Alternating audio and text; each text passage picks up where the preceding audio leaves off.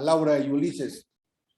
Denme un minutito, te doy un conteo, Jesús. A ver, tú me das un conteo. Sí, para llevar a redes. Permíteme tantito.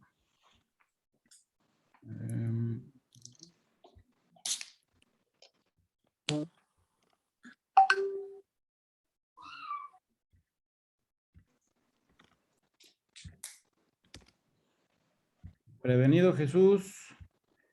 Empezamos en 5, 4, 3, 2. Bien. Muy buenas tardes. Les saludo con mucho afecto a aquellas personas, amigas, amigos, compañeras y compañeros que se han conectado a este esfuerzo de Futuro 21 por contribuir al análisis de la problemática política y de la problemática social y económica.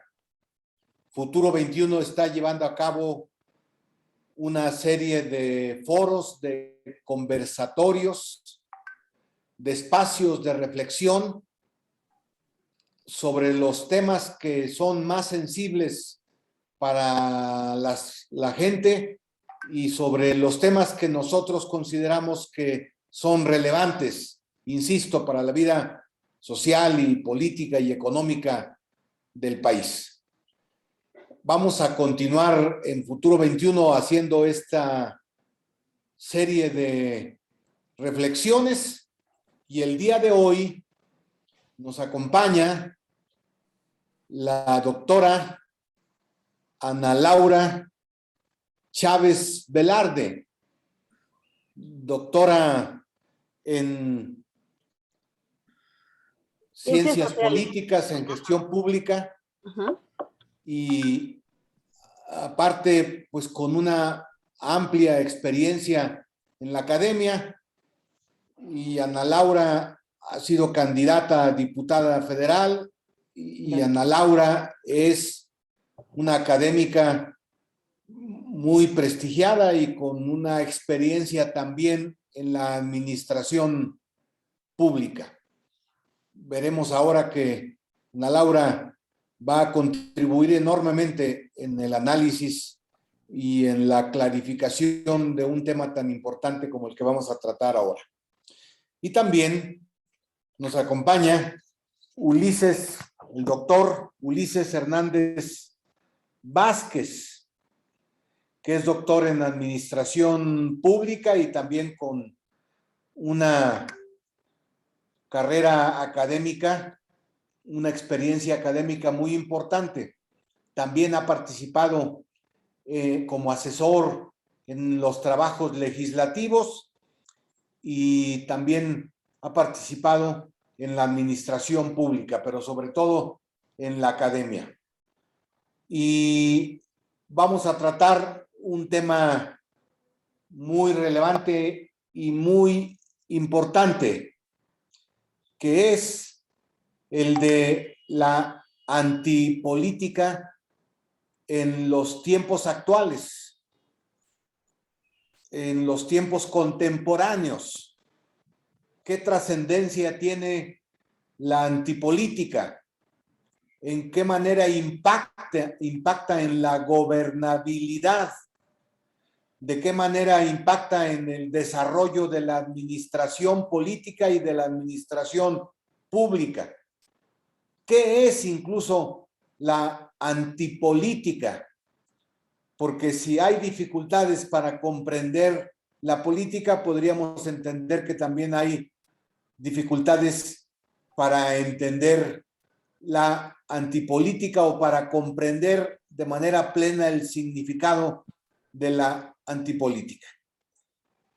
Pero vamos a hacer un conversatorio, vamos a hacer un intercambio de opiniones y de puntos de vista que estoy seguro que van a servir para quienes se han conectado a este espacio de reflexión de Futuro 21 y también van a servir para otras personas que tendrán oportunidad de conocer lo que aquí se discute, se debate y las ideas que se confrontan. He platicado antes tanto con Ana Laura como con el doctor Hernández, con Ulises, y tengo el acuerdo de que comenzamos con Ana Laura, que nos dará su punto de vista, pero también nos hará una especie de presentación de lo que significa el tema que estamos tratando. Y a partir de la presentación de Ana Laura, tanto el doctor Ulises Hernández como un servidor, pues comentaremos y daremos nuestras opiniones y nuestros puntos de vista sobre este tema. De tal manera, pues que entonces, pues comenzaremos con la doctora Ana Laura Chávez Velarde. Adelante, Ana Laura. Muchas gracias, Jesús, a ti y a todos los colaboradores e integrantes de Futuro 21, así como a todos los que nos están ahorita viendo a través de redes sociales, que es una... Por cierto, ya vamos a ver que las redes sociales es el componente principal de la antipolítica. Sí. Y es parte de lo que vamos a ir haciendo. Yo traté de hacer una presentación súper sencilla, pero sí la voy a compartir para Sí. que podamos, nomás que el anfitrión me dé autorización de compartir. Listo, ya puedes, Ana Laura. Ya, ok, gracias. Para que podamos entender un poquito el concepto y dialoguemos un tema que reviste muchísima importancia hoy en día y que es importante que sociedad entera, pero en particular partidos políticos, comencemos en general como sociedad a analizar este fenómeno que se está dando y que desafortunadamente parece que no tiene, digamos, buen desenlace o buen camino, ¿no? Bueno, primero esto, como tú bien decías, Jesús, hay que preguntarnos qué es la antipolítica, qué es eso que decimos que es antipolítico. Y ha habido ya varias definiciones y análisis de diversos académicos y filósofos del área de la ciencia política, en donde, digamos, voy a tratar de, aquí lo que hice es de conjuntar y resumir ciertas posturas de varios autores con la finalidad de que nos quede más claro, ya que es un concepto bastante complejo que vale la pena que entendamos. Esencialmente se trata de un discurso antisistema. Todo lo que sea antigobierno, antipolíticos y antipartido político puede denominarse antipolítica.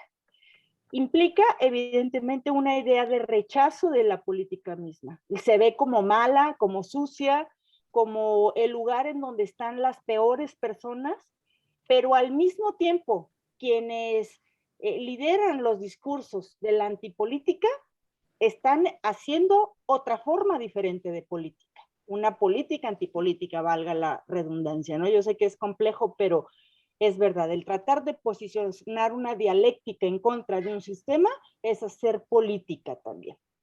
Por otro lado, normalmente este tipo de discurso es promovido por quienes quieren derrocar el poder para imponer este nuevo orden hegemónico. Ellos mismos quieren decir, no sirve lo que hay que quitarlo, hay que poner uno nuevo. Y como son malos el sistema, son malos los políticos y son malos los partidos políticos, es perversa la política, pues nosotros somos los que debemos, somos los buenos, ellos son los malos. Se hace aquí una visión maniquea, radical, polarizante, pero al fin y al cabo, el fin último es poner otro sistema diferente, ¿no?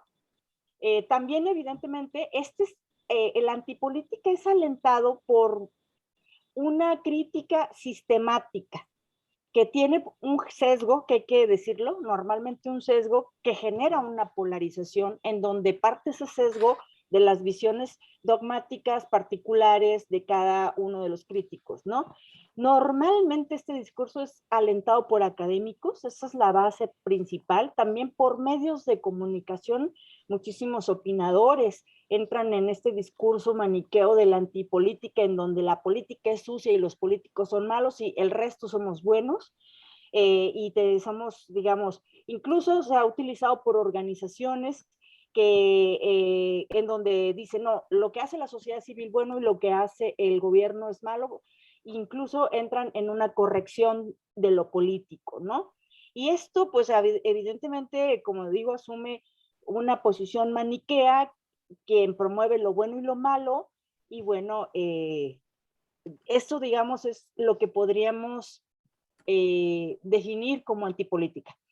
Tengo una duda, ¿quieren que exponga? Son nada más 4 diapositivas, no me voy a tardar mucho, y luego dialogamos, o quieren que entremos en diálogo? No, completa tu exposición, Ana Laura, sin Ok. presión de tiempo, porque creo que estamos en condiciones de hacer una buena reflexión con tiempo suficiente. Ok, muchas gracias. Entonces, déjenme, ay Dios, déjenme, me veo cómo me voy adelante. Le doy clic, aquí es. Bueno, ay, perdón, aquí le faltó el acento. Ahora, quiero definir qué son los partidos políticos, porque así como estamos definiendo la política, pues tenemos que definir también el tema de los partidos políticos dentro de un modelo y sistema de partidos. Hay que decir algo, el sistema de partidos se creó posterior a la Segunda Guerra Mundial como un modelo para evitar, digamos, para generar transiciones pacíficas de poder, y en donde se ponían reglas del juego e institucionales claras para todos, para el acceso al poder. Esto permitió la pacificación en muchos países de la transición al poder sin que hubiera asesinatos o radicalismos o bueno, estas ideas. La experiencia de la Segunda Guerra Mundial es muy enriquecedora para ahora nosotros, nuestra generación, porque tiene parecidas, ciertas cosas parecidas que habría la pena hacer estas analogías, pero bueno, se crearon. Y lo que nosotros observamos dentro de los partidos políticos a nivel internacional es que se continúan los modelos y las estructuras tradicionales, prácticamente no han cambiado desde que se crearon los partidos. Organizaciones territoriales, organizaciones municipales, una estructura territorial amplísima que crea cotos de poder. Estos cotos de poder evidentemente postulan a candidatos de estas élites, en muchos de los casos no democratizan sus procesos, o también hay que decirlo, o no son claros, porque pues igual y como partido tienen la oportunidad de no democratizar su proceso, o sea, y esto es importante, ¿no?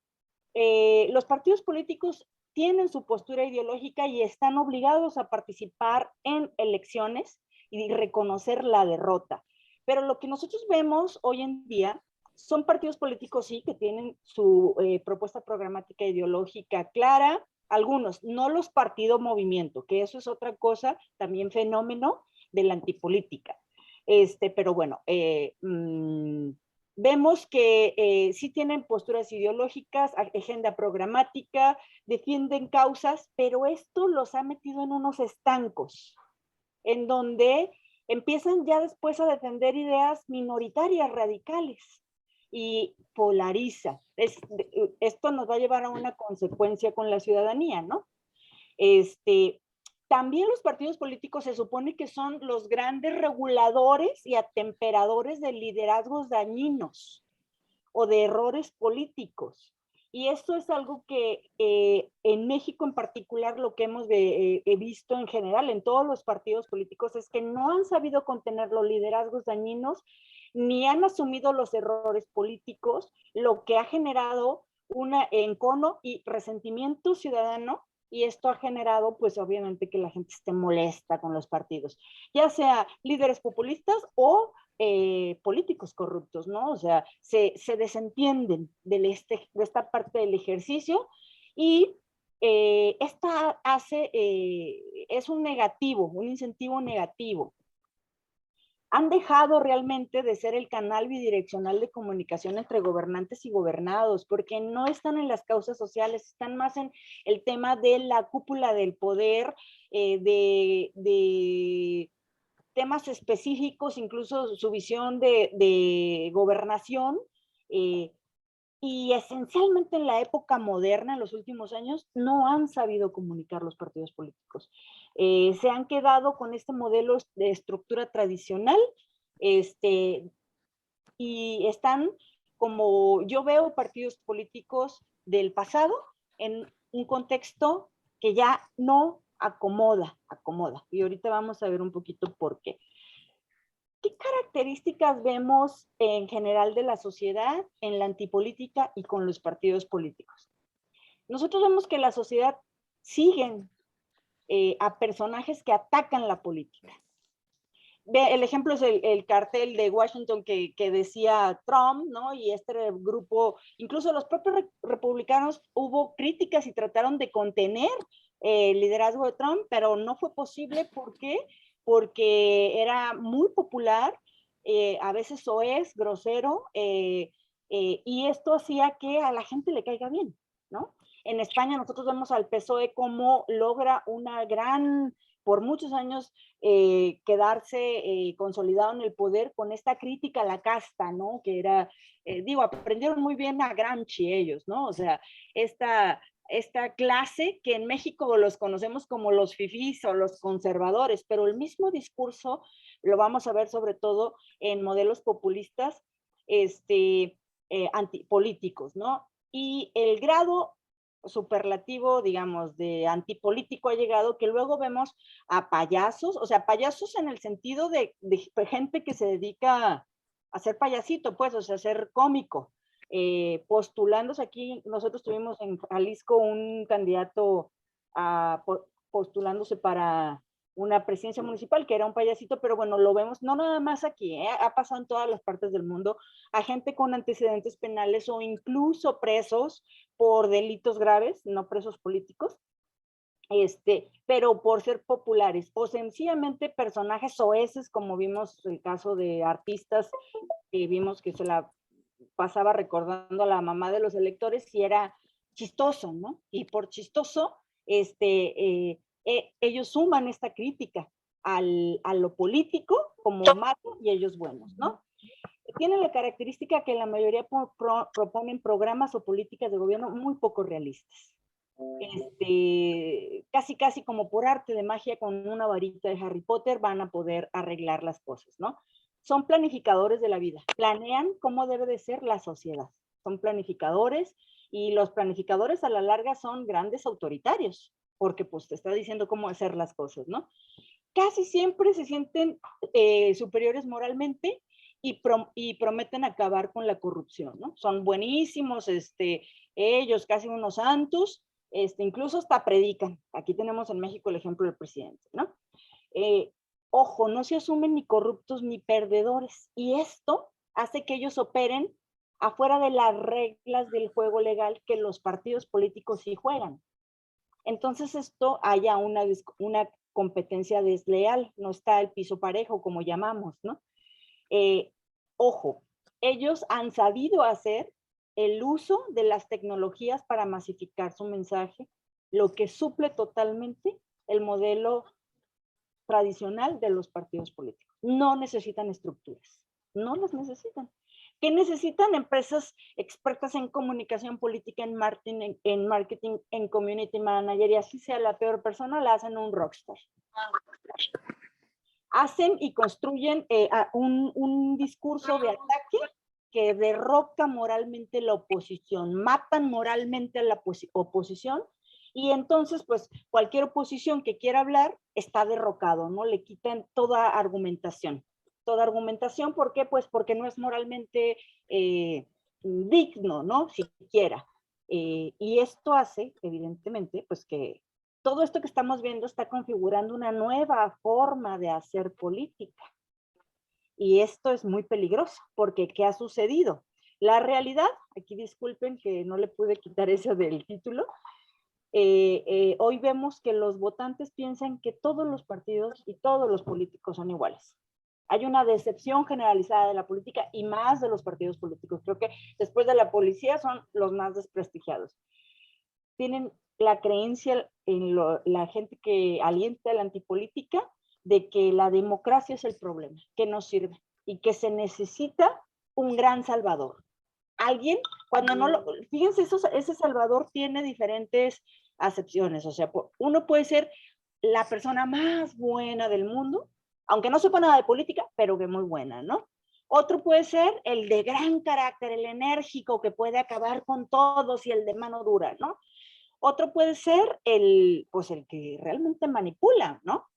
Y estos suelen tener la característica de promover políticas populistas, planificadoras, que hace que se genere lo que en ciencias sociales se ha denominado autopoiesis en la democracia. Es decir, se crean a la antipolítica, lo que hace es que crea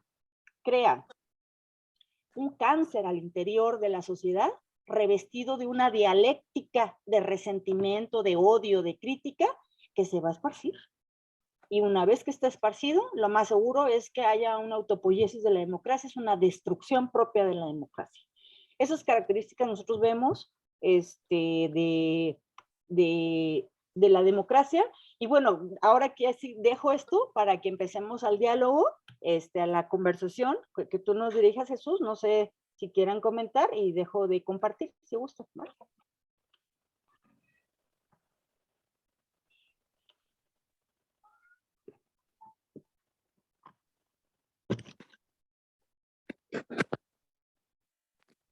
Jesús, no tienes audio.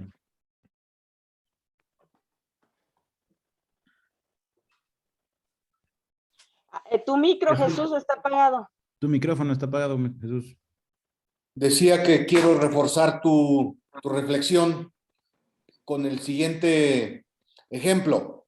Una persona como yo, como muchas otras, como ustedes, escuchamos frecuentemente que las personas con las que tenemos intercambios, cuando hablamos de no politices nuestra conversación,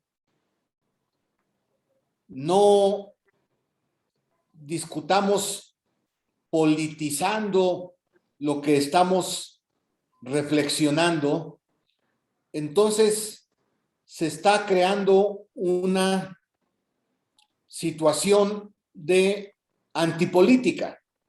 Es más, cuando uno va a buscar un empleo, no es mi caso, pero lo pongo como la experiencia de muchas otras personas, van con su currículum y establecen en primer término, no soy político o no pertenezco a un partido político.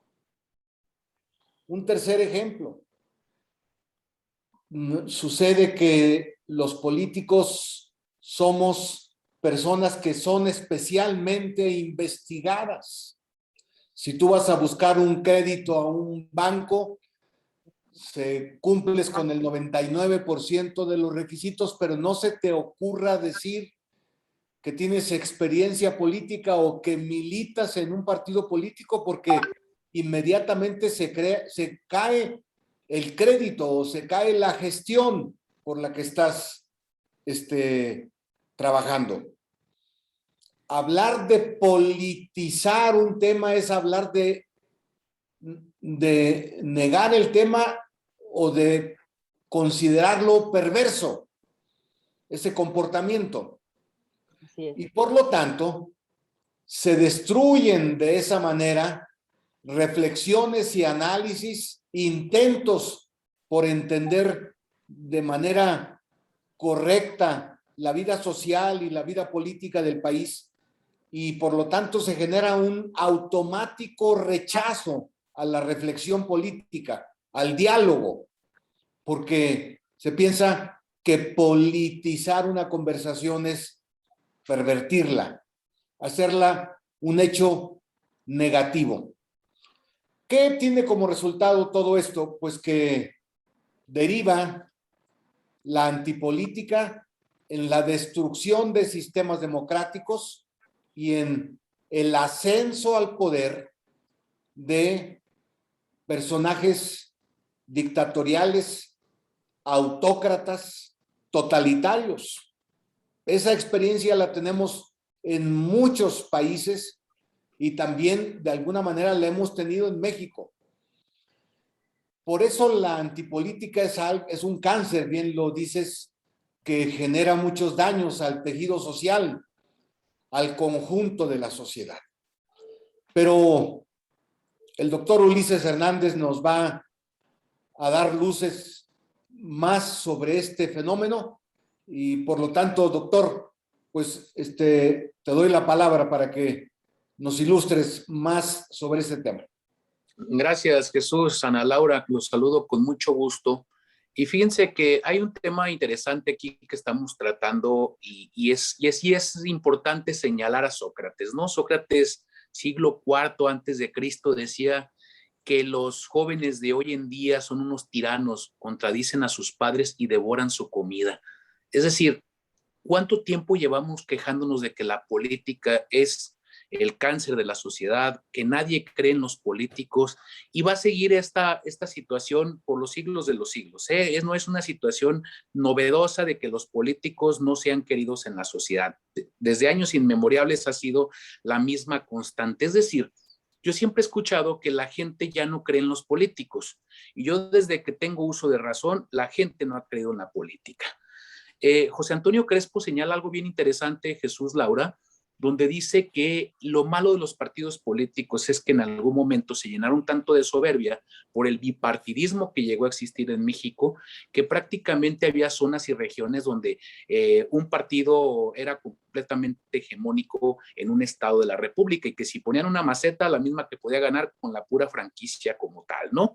Entonces José Antonio Crespo hacía una mención muy clara, que en ocasiones no nos quedaba de otra más que votar por el partido menos malo. Y él decía que votar por el menos malo equivaldría a ir al mercado a escoger la fruta menos podrida en lugar de decirle al frutero que cambie la misma, ¿no? Entonces, hoy en día la partidocracia ha tomado una fuerza impresionante, es decir, parecía que ya los independientes iban a llegar para quedarse y pues prácticamente en esta última elección los independientes brillaron por su ausencia. Es decir, no adoptamos modelos que han existido en otros países de América Latina, no adoptamos, por ejemplo, que la gente se enfadaba de los políticos y comenzaba a elegir artistas, comenzaba a elegir a deportistas, comenzaba a elegir empresarios, porque ellos se presentaban como el ejemplo o el modelo de la política para poder gobernar un país. Pero después se dieron cuenta que prácticamente la política no era como nuestro presidente lo dice, que es algo muy fácil o algo muy sencillo de emplear. Es lógico si han llegado deportistas y si están deportistas, el estado de Morelos es un claro ejemplo. Hay el estado de Chiapas, donde es otro ejemplo, donde han llegado personajes hasta cierto punto que no tienen un ápice de políticos como tal. Pero quererle echar la culpa en todo momento a los políticos, pues prácticamente yo diría lo mismo, Jesús. Creo que cuando los empresarios y los deportistas y los artistas, los militares se meten en política, pierden las empresas, pierde el deporte, pierde el Estado de Derecho y pierde a final de cuentas el país. Es decir, creo que el echar la culpa a la política como tal, que es lógico que la sociedad tiene algo muy, muy interesante que puede aportar, porque el político es aquel sujeto que administra hasta cierto punto y el que rige la vida de los ciudadanos. Y como lo dice Juan Jacobo Rousseau, los seres humanos nacemos libres, pero nos encontramos encadenados por todos lados, es decir, las leyes son a lo que nosotros renunciamos para ser protegidos, pues siempre la gente va a creer que las leyes no están acorde a las necesidades o al libre arbitrio, como también la misma sociedad quiere que sea. Y creo que hablar de una antipolítica, pues al final de cuentas estamos hablando de una política mal empleada o una forma de hacer política completamente mal empleada, ¿no? A mí muchas veces tengo los diversos debates con diversos grupos políticos donde me dicen, es que tu pensamiento de derecha no te deja ver más allá. Tu pensamiento no tiene nada que ver con la izquierda, como si en México existieran las izquierdas y las derechas, ¿no? Somos a final de cuentas un país de simulaciones en muchas de las ocasiones porque el de izquierda cobra con la derecha, ¿eh? Es decir, o sea, no hay una situación real donde cada uno de ellos tenga o pueda hacerse propietario de la verdad absoluta de lo que se requiere en la política. Coincido con la doctora que el maniqueísmo en la política y en la influencia que tienen las redes sociales ha hecho, fíjense bien, ha hecho que la gente se harte de la política, pero aún así no deja de participar en ella. Es decir, estas dos últimas elecciones han sido históricas. Ha participado la mayor cantidad de personas empadronadas como tal. Es decir, en la elección de 2018 participó el 63% del padrón nominal, que eran 89 millones de votantes. En esta última, que fue intermedia, participaron algo así de 54 millones de electores, que fue arriba del 52% del padrón nominal. Yo recuerdo la elección de 1989 en Jalisco, donde el gobernador gana con un 20% de participación ciudadana en la elección. Y estamos hablando de los tiempos que creemos que eran los tiempos majestuosos de la política como tal. Fidel Velázquez decía: llevo 50 años diciendo que no puede seguir así la política, haciendo referencia a cómo se hace la política en México, y lo decía de años muy, muy anteriores. Entonces creo yo que esta visión de nosotros como analistas políticos o como politólogos o administradores públicos, de querer decir que estos tiempos ya no son los de antes, efectivamente, ahorita yo lo que sí acuso mucho y lo que hago mucho énfasis es el cinismo en la política, el transfugismo político tan fácil. Es decir, ahorita los partidos políticos y sus políticos, creo que ya es más currículum, el acumulamiento de partidos políticos por los que han transitado, que realmente los cargos que han recibido en cada uno de ellos. Actualmente hay políticos que han cambiado en más de 3 ocasiones de partido político, y eso anteriormente sí era algo que era mal visto, porque anteriormente se privilegiaba mucho la postura política de la que uno partía, pero también era por esa misma situación de que había un bipartidismo, y no fue hasta 1989, después de que se desintegra el Frente Democrático Nacional y se forma el Partido de la Revolución Democrática, donde sí existe una tercera alternativa, o sí existe una alternativa de izquierda, porque en su momento el PRI se hacía a la izquierda cuando le convenía y se hacía a la derecha cuando le convenía, y se mantenía en el centro cuando también le convenía, ¿no? El PAN pues siempre ha estado en una postura que a final de cuentas se le identifica como un partido de derecha, y el PRD surge con matices muy marcados de izquierda, que posteriormente tiene por ahí unas diversas acepciones en las cuales prácticamente han perdido esos 3 partidos que mantenían el poder en todo México, ese atractivo político, y actualmente las fuerzas políticas de los mismos ingredientes con los políticos que actualmente se encuentran son, a final de cuentas, los que pertenecían a esos partidos políticos de los cuales nos quejamos. Por ejemplo, el prianismo, que tanto se hace alusión, pues el prianismo es lo mismo, o es la misma materia prima de lo que están hechos los actuales partidos políticos que se dicen novedosos como tal. Es decir, un partido, Movimiento Ciudadano, que ha tenido una fuerza interesante, pues es fundado por un expriista gobernador de Veracruz, ¿sí? Un partido como es Morena, que es fundado por el ahora actual presidente de la República, que ya pasó por los procesos del PRI, del PRD, del Partido del Trabajo, y ahora con el partido de Morena. Entonces, prácticamente no existe o no hay nada novedoso en la actualidad. Simple y sencillamente se van adaptando a los tiempos y se van adaptando en este sentido. Lo que también ocurre actualmente, Jesús, Laura, es que existen gobiernos divididos horizontales y gobiernos divididos verticales. Hago la aclaración: gobiernos divididos horizontales donde el partido del presidente no tiene la mayoría del legislativo, ¿sí? Y gobiernos divididos verticales donde el partido del presidente no coincide con el partido del gobernador del estado, y no coincide el gobernador del estado ni con el del presidente de la República, el gobierno municipal, ¿no? Entonces también ahí existe también un desencanto interesante, donde el gobernador no quiere dar los recursos o no quiere facilitar los recursos al municipio que es oposición. Y hacia arriba lo mismo, el presidente de la República no quiere facilitar los recursos al gobernador que es de oposición. Entonces ahí es donde también la gente se desencanta, la sociedad se desencanta de la forma de hacer política. Aquí el problema que sí yo lo he visto actualmente, y que lo señaló muy puntualmente la doctora, es que a final de cuentas, y como dice Ortega y Gasset, ¿no?, las sociedades modernas generan cínicos. Actualmente hay un cinismo en la política que también es algo que se debe de apuntalar muy bien y que lo tenemos que verlo como tal, y la polarización que hay con las fuerzas políticas que existen actualmente. Creo yo que a diferencia de los Estados Unidos, donde sí hay un bipartidismo muy marcado y que en su momento Ronald Reagan criticó a los chinos de decir que en China nada más había un partido político, los chinos le responden, pues ¿cuál es tu envidia? Si ustedes nomás tienen dos y nosotros tenemos uno, pues prácticamente es lo mismo, ¿no?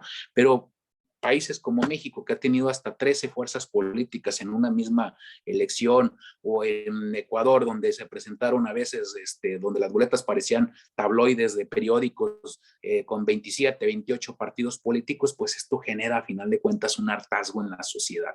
Entonces, creo yo, Jesús, Laura, que la antipolítica no existe porque a final de cuentas puede ser la hija bastarda de la política, a final de cuentas, lo que no nos gusta de la política, pero a final de cuentas no deja de ser producto de la misma política, y pues todo es política, todo ha sido en este momento una situación interesante para analizar desde la ciencia política, que todos podemos poner en duda de que si somos ciencia o no ciencia la política, pero a final de cuentas la tiranía es el veneno puro para la ciencia política y para el análisis político. Creo que esa es mi opinión hasta ahorita, y ahorita entramos a lo que prosigue de esto.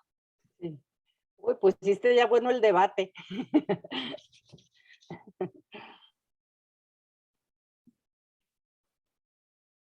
Tu micro, Jesús, tu micro. Se me olvida, me motiva tu intervención, Ulises, y tengo dos puntos de vista que me interesa mucho que reflexionemos en común.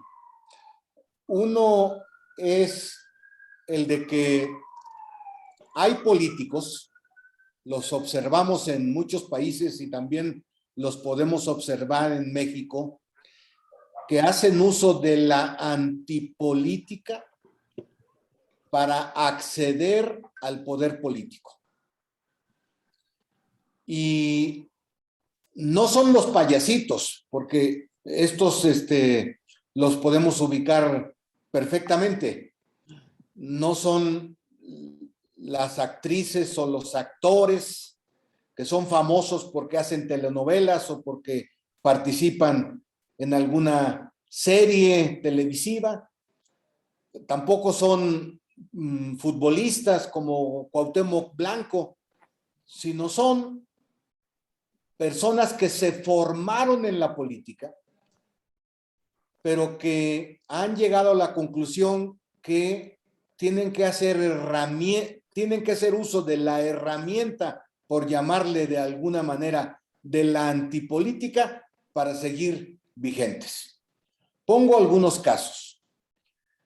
El ejemplo de los políticos que han pasado por todos los partidos políticos, que han militado en todos los partidos políticos. Algunos se formaron en el PRI y luego pasaron al PRD, y del PRD pasaron a Movimiento Ciudadano, y de Movimiento Ciudadano pasaron al PT, y del PT pasaron al PAN, y de ahí pasaron a otro y a otro y a otro de los partidos políticos. Quisiera poner el ejemplo de Ricardo Monreal. Es un ejemplo de la antipolítica. Algunos lo señalan como un político experimentado, y lo es, pero genera antipolítica constante y permanentemente. Pongo un caso, pero podría poner otros más casos, algunos más grotescos como Fernández Noroña o algunos otros. Y el caso también relevante es el del presidente de la República, el del actual presidente de la República. Se formó en el PRI, pasó por el PRD, militó en el PT, coqueteó con el Movimiento Ciudadano, y luego se pelea y se hace un conflicto con el PRD y forma su propio movimiento, como bien decía Laura, no un partido político, sino un movimiento, que son instrumentos más identificados con la antipolítica que los partidos políticos, porque no necesitan de estructura, a veces ni siquiera de militancia, porque son ellos solos. Aún más, no quieren vínculo alguno con estructuras intermedias, destrozan las estructuras intermedias para ser ellos solos y lo que genéricamente llaman el pueblo. Quiero mencionar esto porque generalmente esto se traduce, Ulises, Ana Laura, en dictaduras.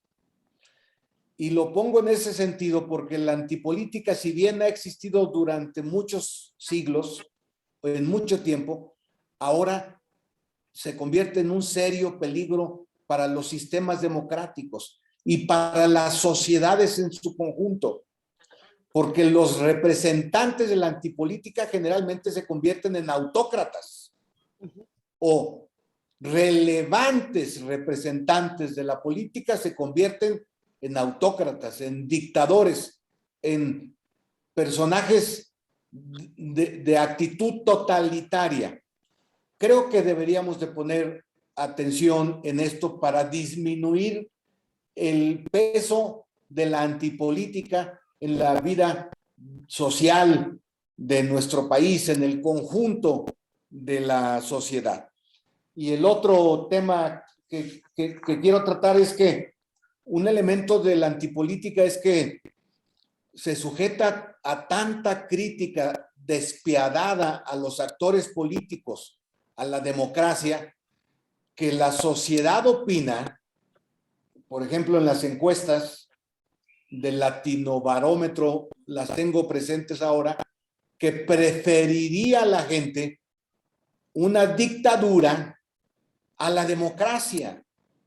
Es mayoritaria las personas, son una mayoría las personas que piensan que si la dictadura les resuelve, entre comillas, algunos problemas de salario, de ingreso, es preferible la dictadura y el gobierno autoritario a la democracia.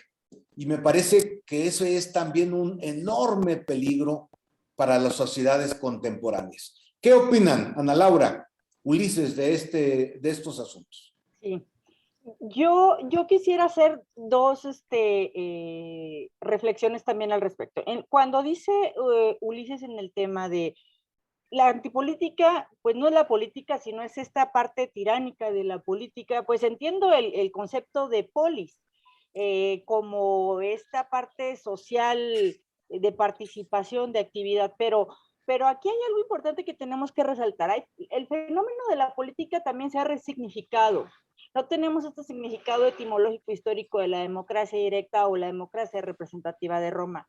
Sin embargo, incluso los propios griegos, estaba Polibio, el propio Aristóteles, el propio Platón, ellos señalaron que la democracia era una era la politeia y la otra, la timocracia le llamaba, pero era el menos peor de los modelos, porque efectivamente los otros se tendía a ejercer tiranía, oligarquías, se tendía a incluso hasta oclocracias o caquistocracias, que lo estamos viviendo.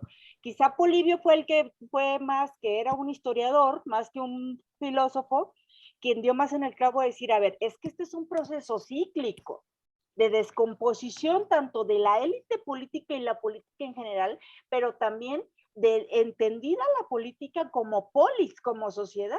O sea, el proceso de descomposición en síntesis es también social, no nada más es del grupo de lo político. Este tipo de dichos como cada pueblo tiene el gobierno pues que se merece, digo, hay que tomar sus reservas, pero pues tiene mucha razón, refleja los sentimientos, ¿no? Ahora, ese es por un lado, pero por otro hay que tomar en cuenta la sofisticación de la política que en el último siglo se ha ido dando. Y esto tiene que ver con la creación de discursos como, o sea, no podemos ver la política antes y después de la Segunda Guerra Mundial igual. Cuando vimos un discurso de manipulación, una política pública de manipulación de Goebbels, con una creencia filosófica de bondad que representaba el socialismo y el colectivismo, que llevó a un atroz resultado, ¿no? y que el reload de esto ha sido todo lo que hoy conocemos como estructura, bueno, el pensamiento social estructuralista, en donde vamos a ver a muchos progresistas, pero no progresistas del término progreso, sino términos académicos, pues, ¿no? Entonces, este neosocialismo, claro que utiliza un discurso manipulador, en donde busca poner en contra y hacer una división, una visión maniquea de buenos y malos. Sí busca decir, a ver, ustedes son malos, nosotros somos buenos, por lo tanto, a la larga, efectivamente, es una inversa de estructuras hegemónicas, pero rompes el status quo de una manera. Por eso, un golpe de Estado, una caída de un régimen que se incubó mediante la antipolítica, sí es sujeto de análisis y sí existe. Anteriormente, lo describió muy bien Hayek, en su momento Friedman, von Mises, que decían, bueno, claro, este es el camino de servidumbre.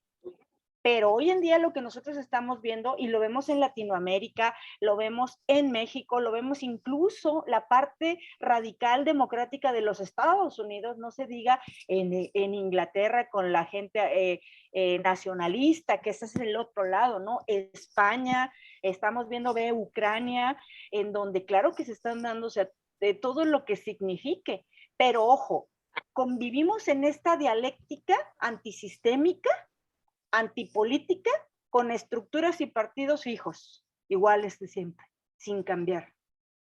Y ahí es cuando movimientos, partidos, terminan apoderándose y con la característica, como bien dice Jesús, de populistas, de autocráticos, de planificadores. Yo no digo que el colectivismo sea malo, pero sin embargo, la sumatoria no nos ha llevado a un muy buen resultado. Y entonces es culpa del sistema, es culpa de la economía, es culpa de muchísimas cosas. Sí coincido contigo, Ulises, en el tema cuando dices del tema de gobierno, de la insatisfacción por el gobierno, pero ningún partido político hasta el momento ha sido capaz de hacer las aclaraciones, de decir, a ver, esto no es democrático, es gestión gubernamental, y no saben hacer las cosas por esto, esto y esto, ¿no?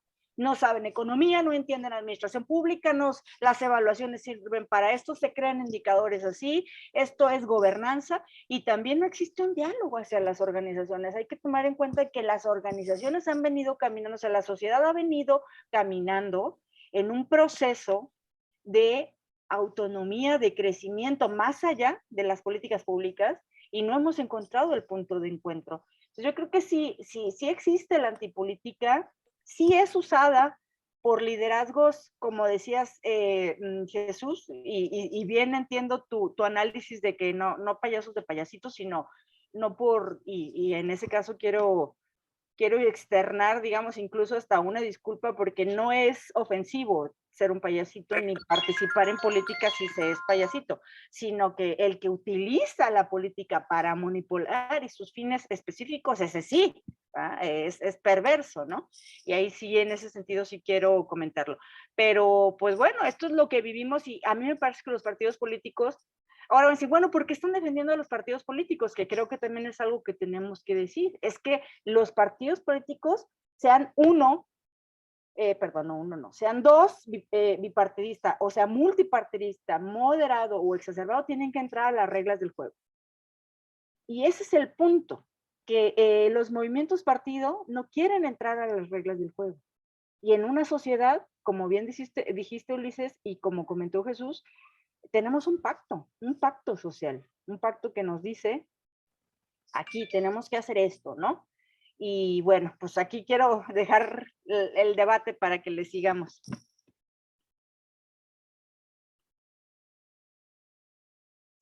Parece que se le fue la señal a Ulises, ¿verdad? Ulises, ¿no estás ahí? No, No. déjale. Bueno, esperamos que se conecte Ulises, y mientras quisiera hacer este comentario. Hay mucha gente que está en las filas de la antipolítica, pero no porque comprenda que estar en las filas de la antipolítica afecta al país.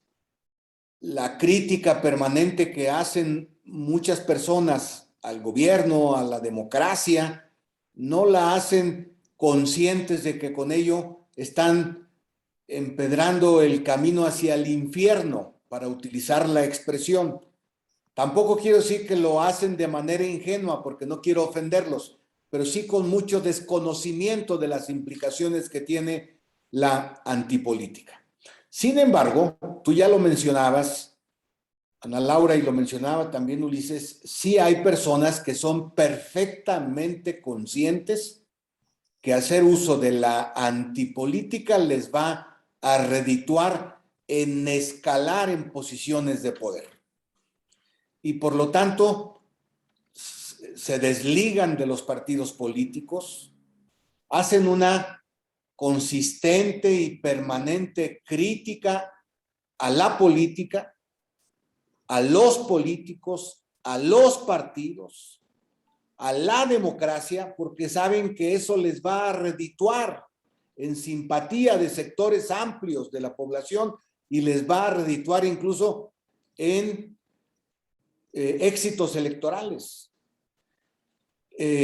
Yo creo que de esos, opino que de esos es el presidente López Obrador, el actual presidente López Obrador. Él militó en el PRI, él militó en el PRD, pero no se sujetó, no quiso sujetarse a las normas democráticas de un partido político y entonces decide formar el movimiento y lo expresa muy bien de la siguiente manera: el movimiento soy yo, decía López Obrador cuando era candidato en una de las ocasiones en que lo fue a la presidencia de la República, o antes dijo el partido soy yo cuando fue presidente del PRD. Decidió formar un movimiento porque eso le reditúa más desde el punto de vista electoral y desde el punto de vista de influencia y de capacidad de manipulación, como bien aquí se ha mencionado. Me llama la atención en el caso del presidente que esté interesado en debilitar al Congreso de la Unión y por lo tanto va a reducir el número de diputados y quiere terminar con los diputados de la representación proporcional y quiere terminar con el financiamiento público a los partidos políticos y quiere restarle de prerrogativas a los partidos políticos porque está haciendo antipolítica, porque está inmerso claramente en las filas de la antipolítica. Ahora recuerdo una expresión, decía el presidente: hay que cambiar a los integrantes del INE porque se han politizado y porque los partidos políticos tienen influencia en el Instituto Nacional Electoral como si eso fuera una maldición. Claro. Bueno, pienso yo que tenemos que tener mucho cuidado con la antipolítica porque nos puede generar en el corto plazo enormes problemas. El mayor de todos, la posibilidad de que se instale en México una dictadura, un régimen totalitario. ¿Cómo ves, Mira, Ana ya Laura? ahorita Ulises le van a dar entrada, hay un tema técnico allí, pero ya me dicen que Sí. ya le van a dar entrada, parece ser que lo tienen como en una sala de espera, no sé, al anfitrión ahí le pido que nos eche la mano en lo técnico. Fíjate, algo que bien importante, no nada más eso, fíjate la frase que señala continuamente López Obrador, que dice no somos iguales, ¿no? Él no se asume, él se asume moralmente superior y no se asume político incluso, ¿no? O sea, somos diferentes, diario lo pone, ¿no? Y ya empieza a hablar que de conservadores. Eso es antipolítica, es crear un discurso maniqueo. Y ojo, él jamás se sujetó a las reglas. Pero una reflexión importante, Jesús, que tiene que hacer en su momento, bueno, hoy yo felicito que el PRD está haciendo esta gran reflexión, pero que todos los partidos lo tienen que hacer en su momento, el PRI lo tiene que hacer, el PAN lo tiene que hacer y todos, es cómo contener este tipo de liderazgos previo a que llegue a apoderarse del poder. Hay un libro muy famoso que señala cómo mueren las democracias y ahí señala que y por eso es que a mí este avance que dieron de esta unión de los tres partidos se me hizo muy significativa, porque cuando se está ante un fenómeno de antipolítica, lo único que tiene que hacer es hacerse política. Hacer política. Los partidos. Pero tienen que ser muy claros en el discurso, porque, ojo, ¿qué hace en la dialéctica la antipolítica? Reduce y busca calificativos imposibles de derrocar. Como la mafia del poder, ¿se acuerdan? Así como la casta en España, como el cártel de Washington, ¿no? Esta parte, esto así lo dicen. Estas reducciones conceptuales son muy difíciles de deconstruir en términos de argumento. Y entonces se requiere ahora sí que un gran elemento comunicativo y estructura argumentativa para que el partido político defienda y que no lo quite moralmente, que no lo dañe moralmente ante los ojos de la sociedad. Y eso no lo vemos en México. Por eso a mí me preocupa porque aunque ya estamos dando ciertos pasos, vemos que la crítica sistémica que se da en medios de comunicación, que se da desde la academia, de todo lo que represente, en vez de ser un conjunto colaborativo para pelear la antipolítica, pues estamos viendo que vamos por el camino contrario. Y eso sí me preocupa a mí. Ulises, te nos saliste un ratito, pero qué bueno que ya estás.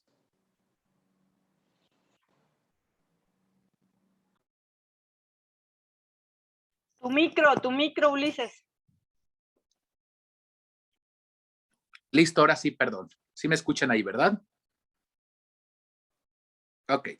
Me es interesante lo que comentaba aquí mi buena amiga y colega Ana Laura sobre los asuntos estos de la antipolítica que hace el presidente de la República todos los días, pero también hay como que una cierta ingenuidad conmovedora, no de tu parte, Ana Laura, sino sencillamente de nosotros.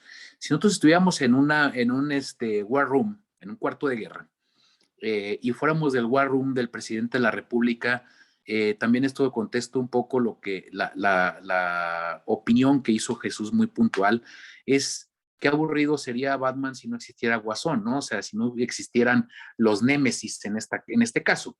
El presidente es su lógica, es su forma de hacer política, es su forma que le da para estar incentivando su popularidad, si así lo queremos llamar, la forma en la que él se comporta.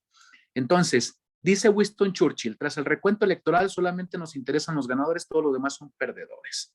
Si nosotros fuéramos del War Room de López Obrador, la primera pregunta que nos tendríamos que hacer es la siguiente, Ana Laura, Jesús. ¿Queremos ganar elecciones o queremos hacer bien las cosas? Fíjate nada más qué curiosa la pregunta en un war room del presidente como tal, ¿no?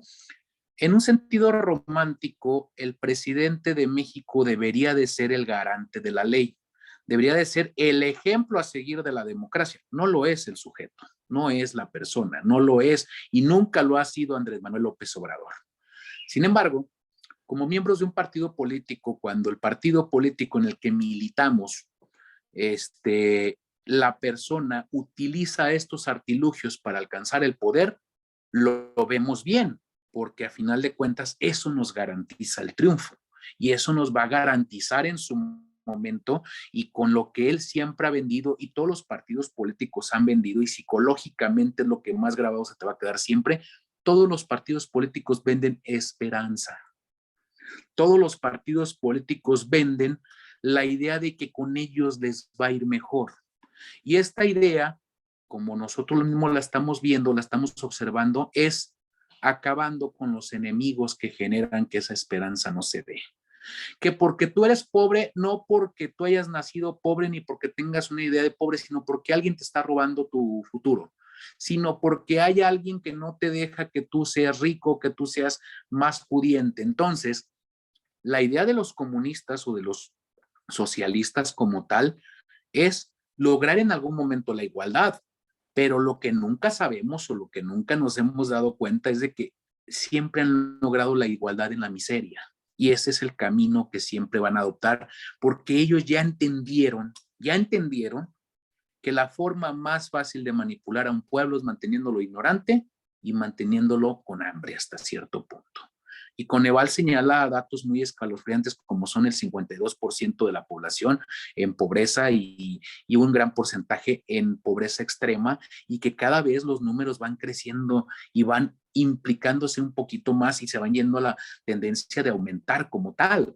Entonces, el logro y el objetivo que tienen estos partidos con sus ideas subsidiarias y con sus ideas de repartir el dinero entre la gente que menos tiene, como ellos lo han señalado, saben perfectamente que de esa forma no vamos a crecer políticamente, no vamos a crecer como nación, no vamos a crecer bajo ninguna, pero vamos a ser un país de personas que esperan las dádivas gubernamentales. Y la dádiva gubernamental da votos. Y ese es el común denominador en el que se va a comportar al presidente. Entonces, como tú bien lo señalas, creo que la forma en que los partidos políticos intentan, o en el intento de poder hacer una situación colectiva donde podamos derrocar mediante la acción legítima, que es todavía los votos, este tipo de políticas que realmente le están dando o están aniquilando con lo poco que queda del concepto que nosotros tenemos como democracia. Bien. También parece que hay problemas técnicos con Jesús, pero aquí ahorita nuestro anfitrión, Nachito, que nos ayude a conectarlo. Fíjate, algo que comentas y tiene que ver con este pragmatismo de la política, ¿no? Claro, históricamente siempre ha habido una crítica a los políticos, a la política se le ha visto así, pero este tema de pragmatismo que escucho contigo y que comentas, que es real, el presidente actual y el partido y movimiento actual está haciendo un pragmatismo claro, sin importar si es lo correcto o no lo correcto, pues precisamente es lo que nos ha llevado a procesos de autodestrucción, a oclocracias, a caquistocracias, y que bueno, si seguimos la teoría de Polibio, tarde que temprano vamos a salir a un modelo más virtuoso, ¿no? Siempre después de una crisis, pues viene un modelo más virtuoso. Pero sí, efectivamente, o sea, sí le están ganando este tipo de pragmatismos y prácticas pragmáticas como los subsidios, el bono, el mentir a los partidos. Entonces, ¿qué hacer en este caso? De por sí la gente ya no cree en la política, deslegitima a los partidos. Movimientos que son muy manipuladores, pragmáticos en busca y que está sucediendo, y partidos como hay. Entonces, ¿hacia dónde? ¿Qué tenemos como salida? Es mi gran pregunta, ¿no? Creo que se me hace muy interesante el acotamiento y nos puede dar aquí hasta el lunes, colega, en este sentido, ¿no?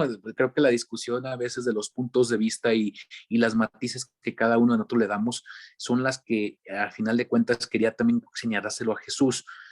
Creo que si no existiera la delincuencia, no existiera el crimen, mi negocio de venta de cámaras de seguridad no tendría ningún futuro, ¿no? Entonces, con esta metáfora, ¿qué es lo que trato de decir?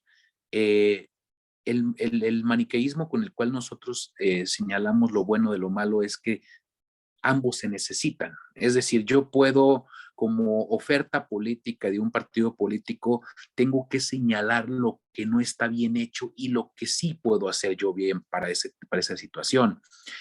Y el señor presidente ha obtenido el sí de la sociedad, ¿sí?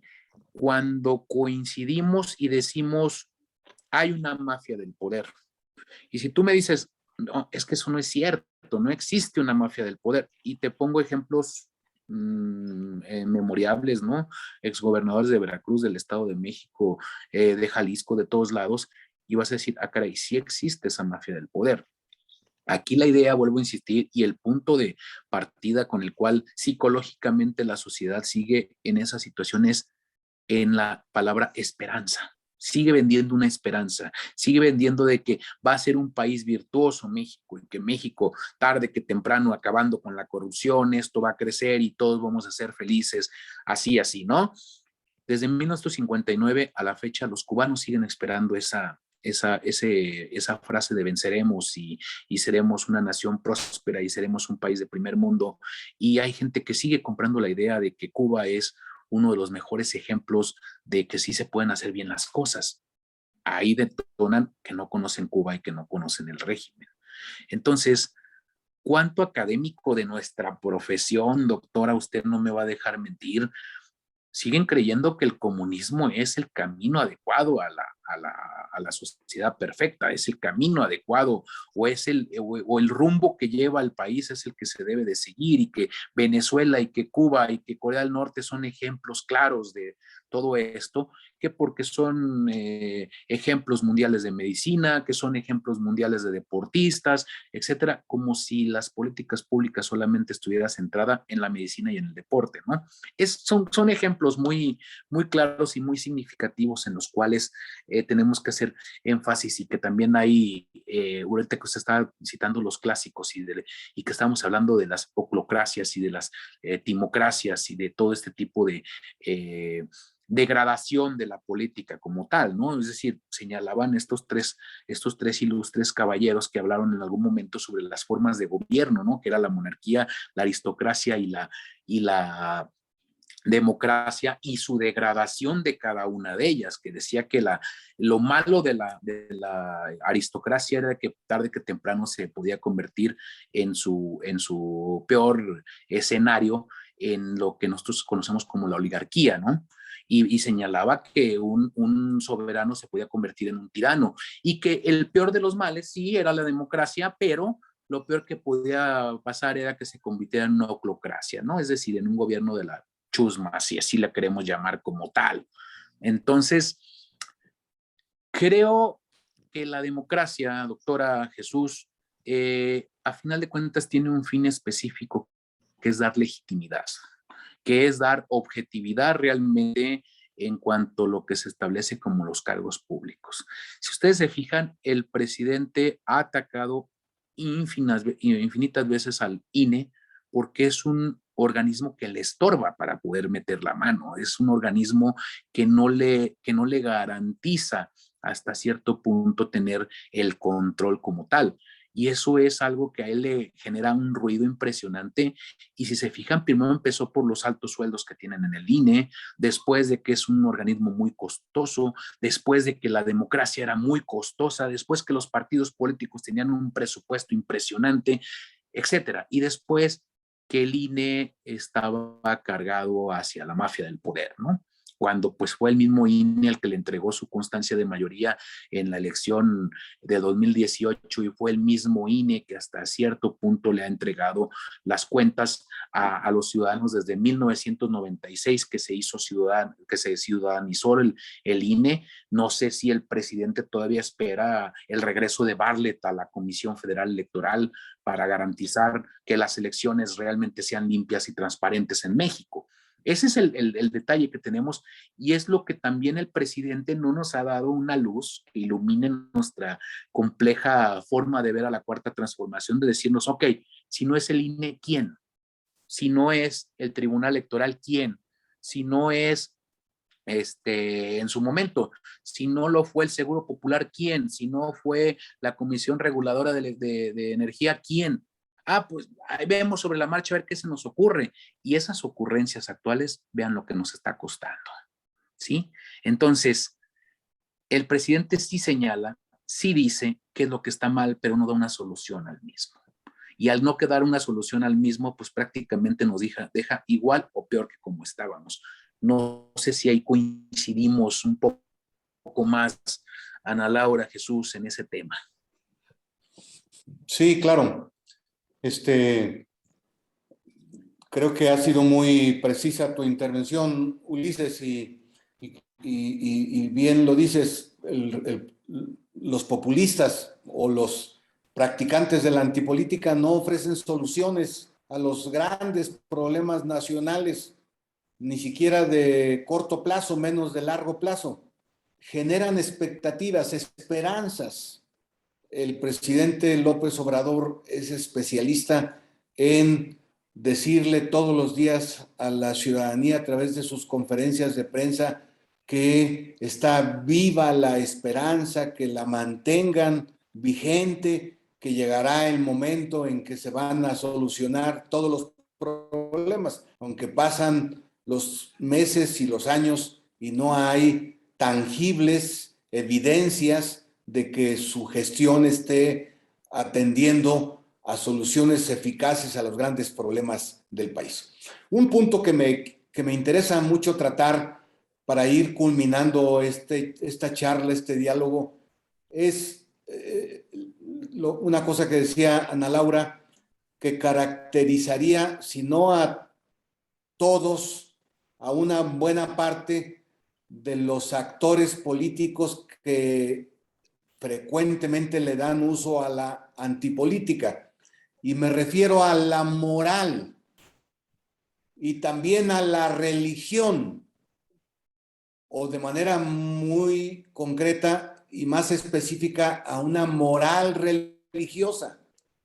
No le quieren dar respuestas y expectativas a la ciudadanía con las leyes, con la Constitución, con la ciencia, sino respuestas con la moral, con una visión moral muy particular.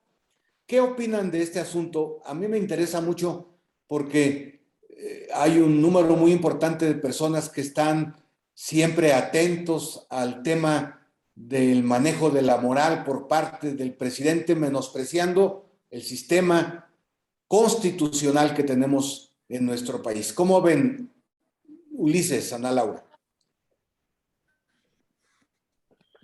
Bueno, inicio, Ana Laura. Sí, sí, inicia tú y luego yo. Ok, había un prominente político, N. Santos Potosino, que decía que en política la moral o era un árbol que daba moras o que servía para saber qué tantas cosas, ¿no? Creo que aquí, Jesús, Sí.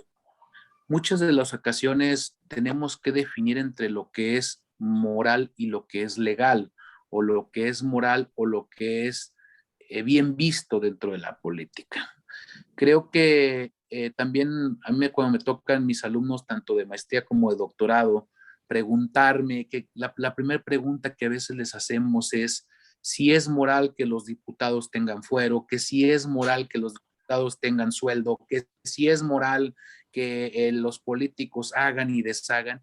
Yo creo que hay que entender desde su perspectiva qué es el asunto de la moral, ¿no? Yo, por ejemplo, le decía una vez a unos alumnos de derecho, les dije, para ustedes, pues, ¿qué es ganar mucho? ¿Qué es moralmente ganar bien en esta, ¿cómo se llama? En esta diatriba de la política, ¿no? O sea, para ustedes cuánto se les hace válido un sueldo de un diputado, un gobernador, un presidente de la República, etcétera, etcétera? ¿Cuánto se les vale, no?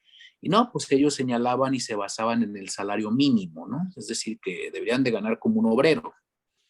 Y cuando yo les preguntaba si cuando ellos fueran abogados iban a cobrar sus honorarios como licenciados en salario mínimo, pues se reían de mí, ¿no? Y decían, es que yo sí voy a estudiar. Entonces, prácticamente creo que tenemos un poco extraviada la palabra de moral en la política y tenemos un poco extraviado lo que debe de ser a final de cuentas como tal. Entonces, la cuestión religiosa, la cuestión moral y la cuestión ética de los políticos a final de cuentas debe de ser algo que no tiene que tener cortapisas y debe de ser muy bien definido, porque un político, para que sea virtuoso, si lo queremos llamar como tal,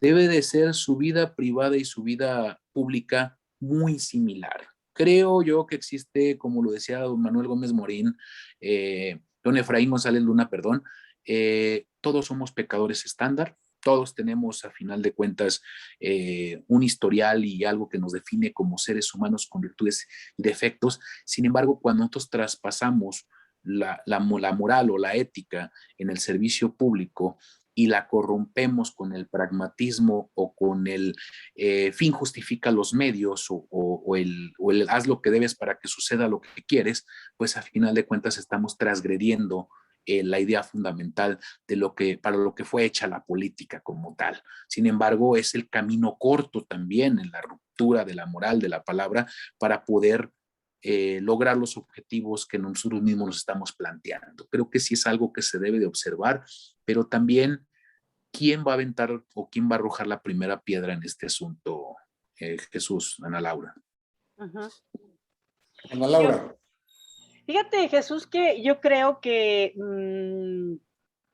entiendo pues que la construcción histórica en México, esencialmente en México, de esta separación de las ideas religiosas e iglesia-estado, pues tiene una visión sui generis específica de exceso y abuso de la iglesia en el poder, y que esto a nosotros nos ha puesto en una visión laicista y laica, ¿no? O sea, pero si nosotros hacemos un análisis más profundo de la política, me parece que no tiene que estar reñida ni contrapuesta en términos de religiosidad.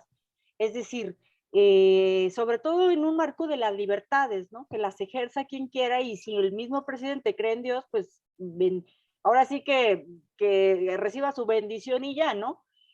A lo que voy es de que sí hay que saber diferenciar. La construcción de un Estado-nación, de un Estado moderno, democrático, es basado en un conjunto de leyes, en una norma que está encajada en un sistema de leyes con claras reglas, y que se utiliza de manera perversa precisamente la política o las visiones teístas o religiosas de pecado, de mal, de moralmente hecho, de las cosas que se van a ir al infierno, con un fin específico, que es de matar el argumento de del contrario, para acabarte como oposición.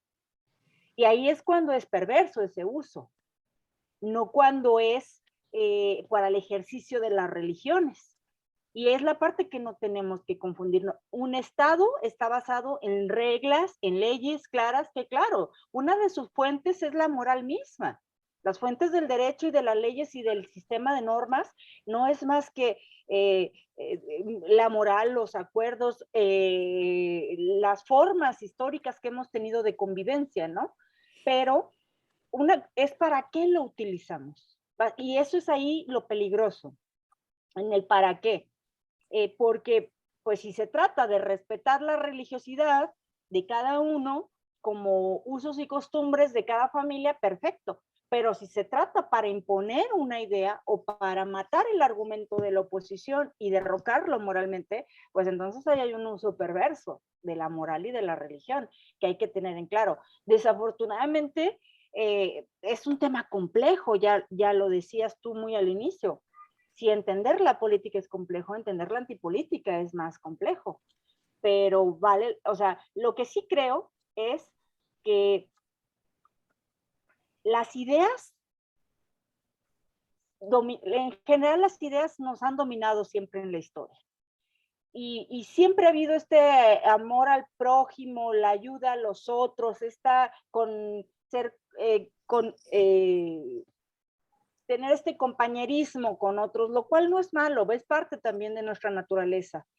Pero eso no significa que siempre va a haber una salida y ayuda o un modelo exacto planificador. Y es que en esto que estoy intentando, a donde quiero ir es que se utiliza todo este tipo de argumentaciones, por una parte de hipersensibilidad hacia la colaboración en la ayuda, de la crítica sistémica a lo político como lo malo, al uso de una moral en conjunto para construir un camino, pues de servidumbre, literalmente, ¿no? Y que tenemos el resto que estar claros y abiertos y hacerle combate al discurso. ¿Para qué? Para que no caigamos en esta degradación de la política y pragmatismo que vemos que pues no nos va a llevar a ningún lado sano. No sé, es mi punto de vista. Muy bien. Son las 7:20. Si ustedes están de acuerdo, iniciamos 3 intervenciones para culminar nuestra participación en este espacio de reflexión. Y en ese sentido, pues le diría a Ulises que fuera el que iniciara nuestro proceso de conclusión, después Ana Laura y por último yo. ¿Les parece? Muy bien. Perfecto. Ulises. gracias. Mira, nada más, yo creo que lo que señalamos a lo largo del día de hoy, definitivamente los políticos cambian a medida de que la sociedad cambia. Y esto va a ser algo interesante porque, vuelvo a insistir, logramos destruir la partidocracia hasta cierto punto. Desde el momento en el cual existen estados de la República donde los partidos hegemónicos prácticamente desaparecieron y prácticamente la gente se dio la oportunidad de creer en otras alternativas. Caso muy concreto, Nuevo León. Nuevo León transitó del PRI al PAN, al PRI de nueva cuenta, a un candidato independiente y hoy a un partido que como es Movimiento Ciudadano, ¿no? En Jalisco ha cambiado en menos de 20 años 3 partidos políticos distintos. Y hay otros estados, como el estado de Hidalgo, que no conoce otra forma de gobierno más que el PRI, por ejemplo, ¿no?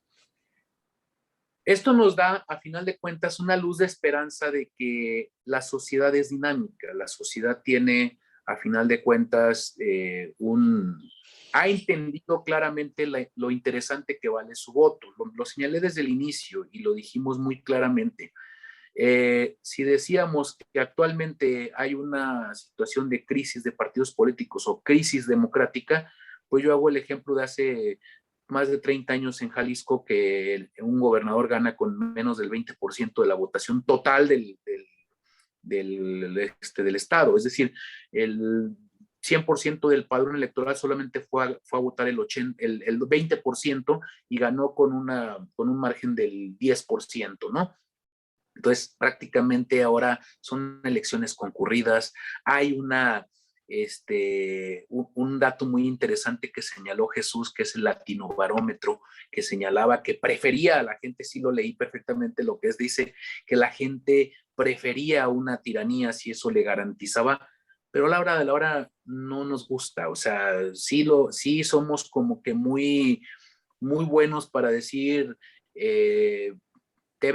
¿cómo se llama? Te vendo mi voto a cambio de que me des más seguridad, que me des más esto, pero a final de cuentas ahí le entramos a la política. Participa la sociedad de una o de otra forma, los partidos políticos han hecho lo que les corresponde, los partidos políticos de moda, los partidos políticos de antaño y todos los demás partidos han hecho su esfuerzo constantemente porque la votación siga su curso y se sigan dando la pluralidad que existe en México. Como lo dije hace un momento, aquí en Jalisco hay presidentes municipales que ganaron entre el primero y el quinto lugar, los separan 150 votos, por ejemplo. O sea, nada más para que vean cómo se dispersa la sociedad o cómo hubo una competencia muy férrea entre todos los partidos políticos. Ahí va a haber municipios donde va a tener 11 regidores el que ganó y 7 regidores, uno de cada partido político distinto, porque también hay una competencia política muy férrea. Esto también es alimento puro para la democracia.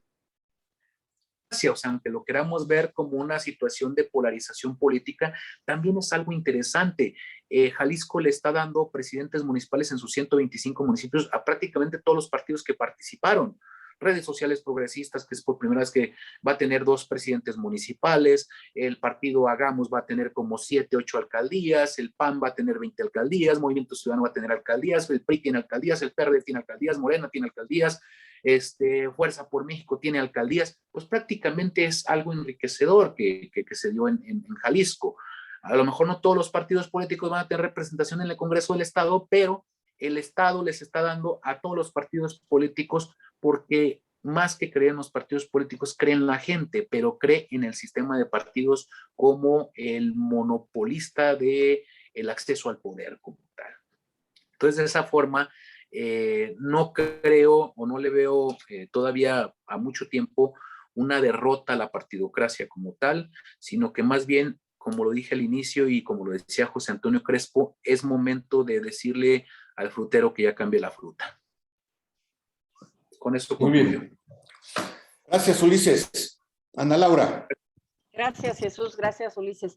Yo me quiero quedar con 3 ideas, 3 puntos. La primera, claro, coincido con Ulises en el que creo que aunque sí hay una crisis de partido, no creo que estamos en un proceso final. Me parece que la institucionalidad todavía la tenemos reforzada y puede todavía mejorar, pero no creo que estemos en una crisis.